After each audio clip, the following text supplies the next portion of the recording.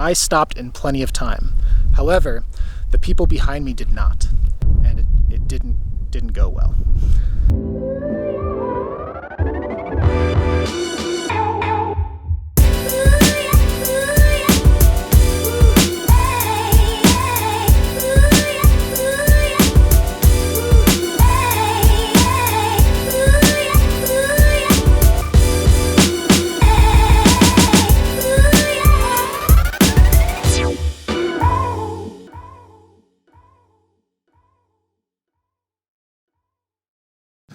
Hey folks, my name's Christopher Ives, and this is a 2000 Chinook Concourse XL by Trailwagon. Now this isn't just any Chinook. This particular Chinook right here is the cheapest Chinook in the entire country.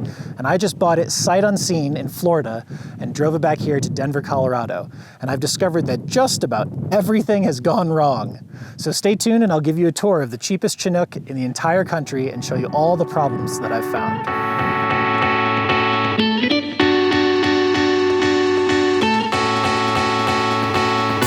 All right, folks, let's get started. So this Chinook Concourse XL is based on a Ford E350 cutaway chassis. It has the dual rear tires. It has a 6.8 liter V10 engine, only 74,000 miles, and the fluids have been religiously maintained. So this entire adventure started with a crazy trip from the Pacific Northwest down to Florida to pick this up and then to drive it back to Denver to register it in my home state. Now, just 2 days before I decided to fly down and buy it, the previous owners called me up to let me know that they had just discovered when looking at the title that this was actually a rebuilt title. And it had been salvaged out in 2005 when the original owner had apparently backed it into a parked car.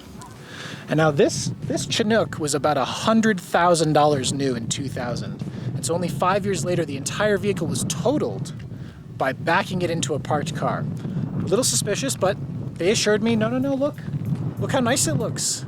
The paint looks pretty good. It's got new tires, only 74,000 miles. The engine's great, the transmission's great. We just took it on 2 trips across the country last year.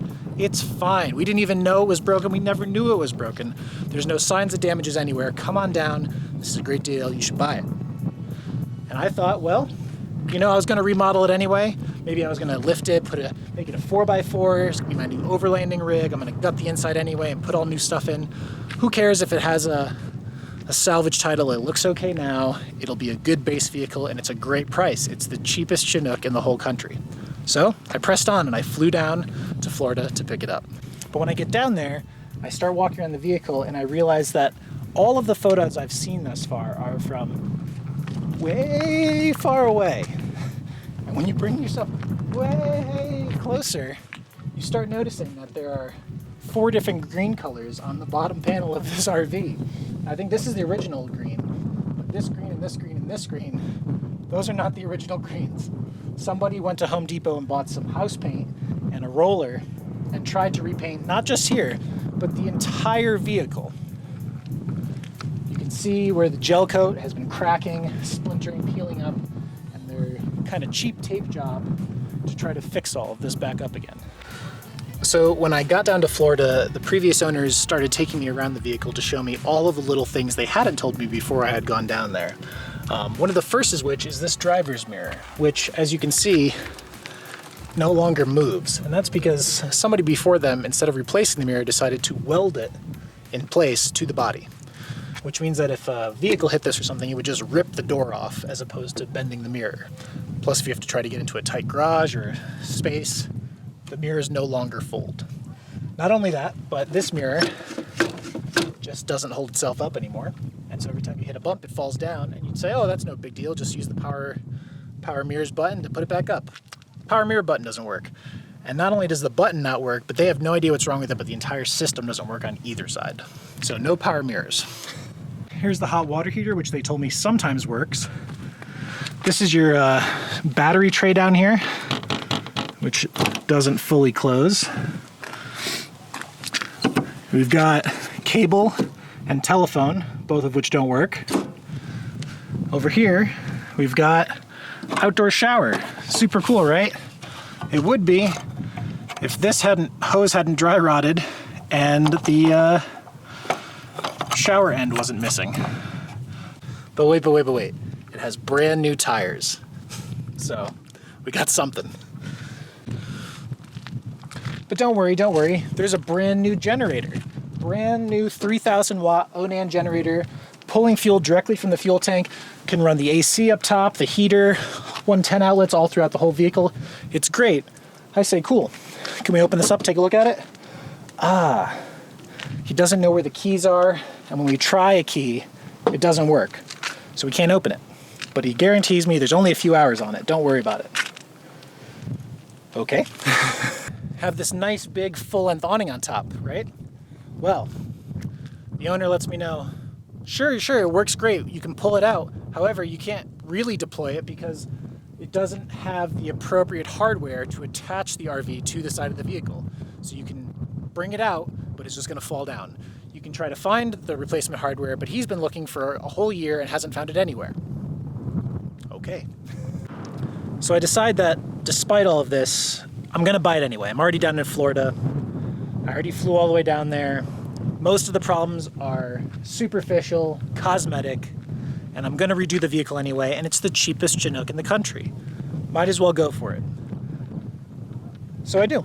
So I leave. I head north. So the first day, I drive from Florida up to Georgia. When I stopped to get gas for the very first time in this vehicle, and I locked all the doors, when I came back out, I couldn't get into my RV.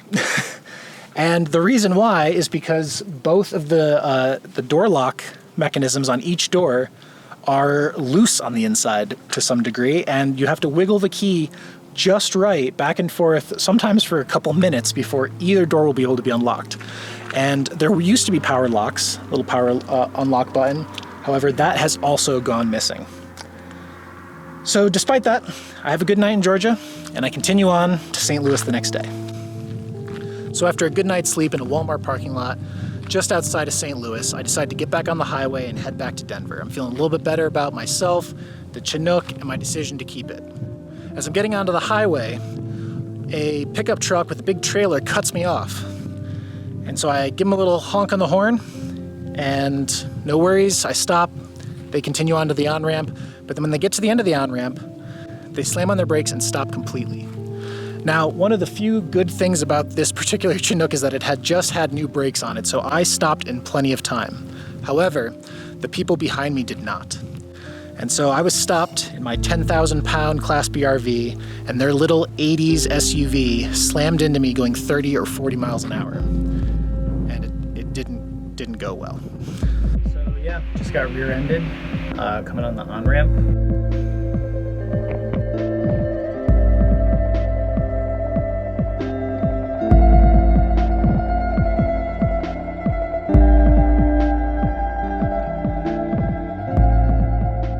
Came and hit in the back here. Their entire hood smashed in and pushed this bumper up into the fiberglass shell of the RV. So when this came in, it stopped this door from being able to open, and it's kind of always open now at the top. This had a nice fiberglass cover on it, which totally shattered. Some of the tubing for my Blackwater system shot out, and the shockwave came through the entire vehicle, busting and breaking open cabinets as it went. Now, it doesn't look like a lot of damage, and after the police came and inspected it, they said I was fine to drive it back to Denver. And so I did. However, when I got there and talked to the insurance company, they informed me that there are only specialty repair shops for fiberglass hull RVs like this. Now, there are not many shops like that, and in fact, I only found one, and their earliest appointment was 5 weeks away. And now I'm just getting ready now to finally bring this in and get an estimate of damages to see if this is fixable or if this is going to get totaled. These keys don't really work, and you have to just keep jiggling them until, oh, there we go. Eventually it works. So let's go inside. All right.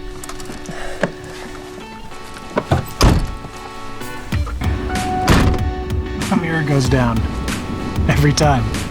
So one of the other issues is when you pull the seatbelt out, you can see it just like doesn't really work. I mean, it slowly goes back in, but not really.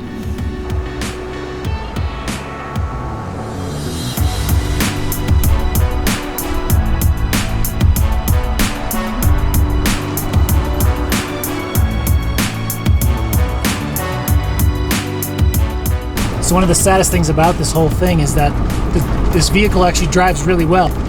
And we recently had a bunch of suspension work done, and new brakes, new tires. Only has 74,000 original miles on it. Back in the day when Chinooks first came out, late 90s, early 2000s, their motto was the sports car of RVs. And that's because it has a 6.8 liter V10 engine with something like 400 pound-feet of torque on it. That matched with a short wheelbase and some big tires on it. It's not slow. And the engine and transmission and drivetrain seem to be perfect. Everything else seems to be broken. So it's sad that this vehicle may be destined for a scrapyard or salvage or whatever for a second time.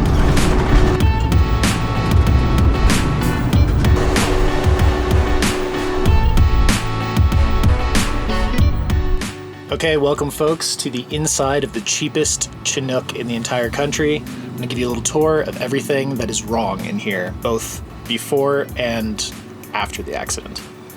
So the front of this rig is pretty sweet. There's these super cushy chairs, power locks, power windows, great sound system for the time. We got 2 different 12-volt ports. Up here we got a kind of like a control panel that Chinook installed for your fog lights. You can charge your, if your battery died, you can push this button and the solar panel and the generator here, either one will start your vehicle for you. You can actually start the generator from here, and you can turn your coach batteries, your 12-volt system, on and off, which is all pretty sweet. Also up here you've got these cool 12-volt heated and cooled cup holders. They're kind of small. They only fit the size of a can or a specialty mug that they originally came with, but for the year 2000, this was high tech. All right, so when you come back into the main part of the rig back here, this section, normally you would have turned it on from that control switch up front, but one of the first things I found out that was wrong about this rig was that that switch had broken, and the previous owner, instead of replacing that switch, decided to wire a new kill switch for the whole 12-volt system to this this light switch here at the base of the bed. So when you're laying here or sitting here, you can accidentally hit the whole thing, but that's how you turn it on. But you notice when it turns on, it doesn't like that. And you come back over here and this thing is yelling at you. You tell him it's not working. And what he told me to do is the official way to get this to stop is just push it a couple times and it stops. And now your 12-volt system's on. So now, where's the switches here? You can turn on these lights. And that's kind of it. That's mostly what the 12-volt system is running. However, also up here, you have a secondary stereo. Here's your charge controller. Got a VHS, and we got a flat screen TV. There used to be a tube television originally put in this, but they put the flat screen in it. That door's broken, the VCR is broken, the TV's broken, but the second stereo does work. I was also informed that the ceiling fan is original and leaks, but he added some new caulk to it, apparently just before I picked it up. You've got this duotherm Dometic Penguin heat pump, and this is pretty cool actually. This has to run on 110 either when you're plugged in or with the generator, but it's heating and cooling, which is pretty nice, although it is very noisy. All the Chinooks came with a water-resistant clock on the inside. Go figure. Got a microwave here, and what they told me when I was buying it was that they had somebody do a complete review of this RV when they bought it, and they told them, they're like, man, they were so thorough, they even let us know that some buttons on the microwave didn't work, and I was like, oh wow, that's silly. What they didn't tell me is that only one button on the microwave works, and it's start. All the other buttons don't work at all, so it's basically unusable. This, however, pretty broken and just kind of junky in the inside.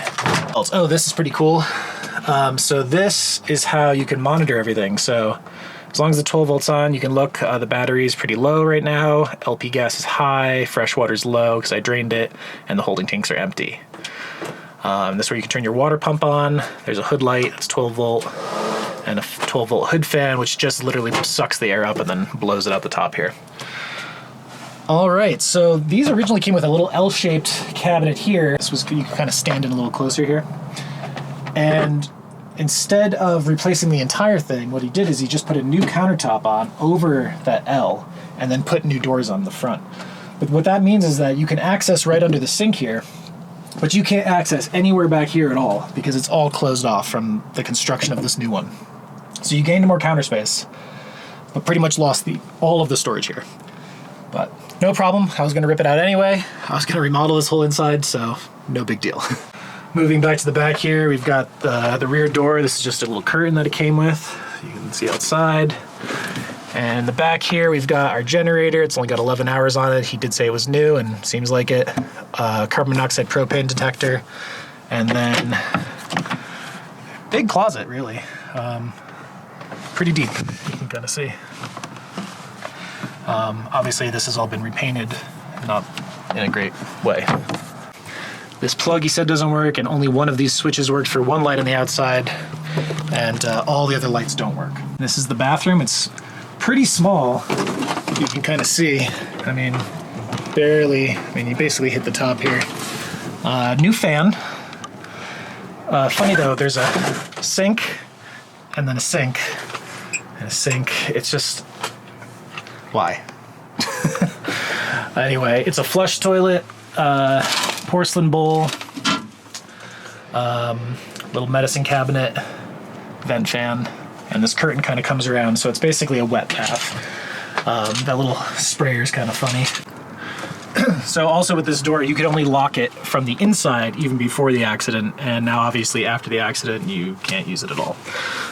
So as we move back now through the vehicle, I'll kind of go through and show you what else the accident worsened. And so the first of which is it broke this door basically off of its hinges. You can kind of see there's a little floor damage back there, and this whole door is just kind of janky. This broke this hinge here. Coming up here, this whole countertop, you probably can't tell super well in the video, but it's pretty loose and you can kind of see where the whole thing's separated in this back corner. The impact when it hit in the back here pushed just a shockwave through all of this, and that's some of my electrical components down there. It busted the seam out. You can see all the sawdust that basically came out, and you can see the like broken, cracked areas down in the bottom here. That was just caused from the actual impact itself. When it got hit, a bunch of things in the back flew into the front, and I mean, this vehicle's just under 10,000 pounds empty, and this tiny little GMC Jimmy from like 1990 hit it so hard that it pushed the vehicle like 5 or 10 feet forward. So just to kind of give you an idea, even though it doesn't look that bad on the outside, that impact, that shockwave, is what dislodged a lot of this stuff. It also separated the wood here. Oh. Yeah, you can kind of just see that's new. So everything's loose now, basically. You can see this, that's not supposed to move. And then probably the most dramatic looking is the table.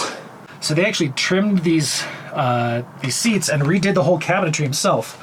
Now, the impact kind of broke all this apart, and you can kind of tell that the cabinetry work wasn't, you know, let's just say it left something to be desired. The cabinetry work wasn't that great. The upholstery work isn't that great. And what they did basically with this table is they permanently screwed it to the wall with some new wood strips. But obviously it wasn't attached very well, because when the impact happened, this piece went flying over. All this wood is kind of held together right now, but the whole thing is broken apart, and that is actually where my propane furnace is underneath, the factory propane furnace. So that whole thing is sketchy now to me. Not to mention the crazy electrical work that's been done in here, but the fact that all of this homemade carpentry situation around a propane furnace sketches me out a little further. So, you know, it's a lot of little things, and originally I was mostly going to, you know, be redoing most of the inside here, and so I didn't mind that there's little things broken. I didn't mind the microwave was broken. I was probably going to get rid of the microwave anyway. I didn't mind that the roof vent was leaking. I was probably going to get a new roof vent. But with the structural damage, that shockwave that just made everything a little bit loose and a little bit broken, it just reduced my confidence in the bones of the vehicle. I have a feeling that in the inside of a lot of places there's more damage that you just can't see right now, and my hunch is that between all of these little things stacked up and the fact that this thing is 21 years old and a lot of these parts like that rear door might not even be available anymore, it's looking like this vehicle will probably get totaled. But we don't know for sure yet. The next place we're heading is to the only repair facility that can handle this kind of a thing in Denver, and they're gonna give us an estimate of damages and let us know, and we're gonna send that off to the insurance company and then cross our fingers that they either give me enough money to fix this fully back to, you know, where it was at the time I bought it, or it gets salvaged and I get enough money to buy something different and start a new project. So let's go off and figure that out. I figured that when I bought this vehicle, there was probably about $10,000 worth of repair work to you know, improve and fix up the inside. And now we're gonna head off to the only repair facility qualified to fix RVs like this in the Denver area, and they're gonna let us know what they think it would cost to fix all of the damage from the accident. My guess is a lot more than $10,000, so let's go find out.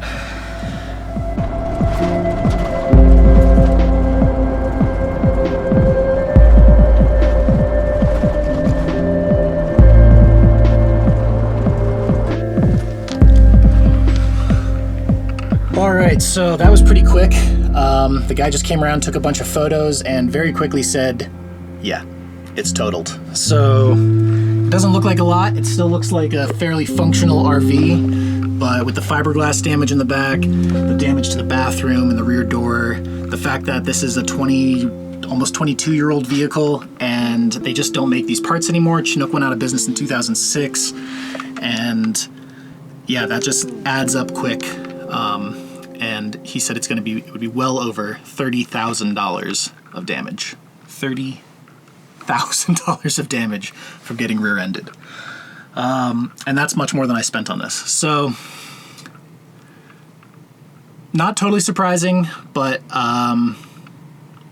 also still a bummer. Even though I've only had this for a short time and only took one road trip in it, on the way back from buying it when it got hit, that one round trip still made me feel a little bit of attachment to this thing. I was dreaming up the remodel and what it would look like in the future, and it's still sad to see it go. More is coming down the road. I still have to wait for the insurance to process this estimate of damages and pay me out. So hopefully they pay me out. If you're interested in seeing how that pans out, hit the like button, hit the subscribe button. I'll be posting an update video when I have more information on this. And I'll also be posting videos about whatever the next vehicle is that I build out. So if you're interested in van life, resto mods, cool RVs, off-roading, overlanding, go ahead and hit the subscribe button. There'll be more content like that if you're interested. So thanks for watching, and I'll see y'all folks later.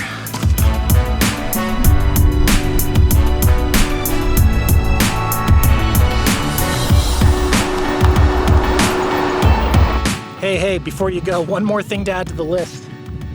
When I came out here today to film this, I was setting up my shot and I look up and I realize somewhere between the storage unit where I keep this RV and this place where I came to film, the lid for my AC unit has flown off and is gone. I have no idea where it is. I have no idea how it came off or where it came off or when it came off. I can only hope it didn't hit anything or damage anything for anybody else. Anyway, just one more thing.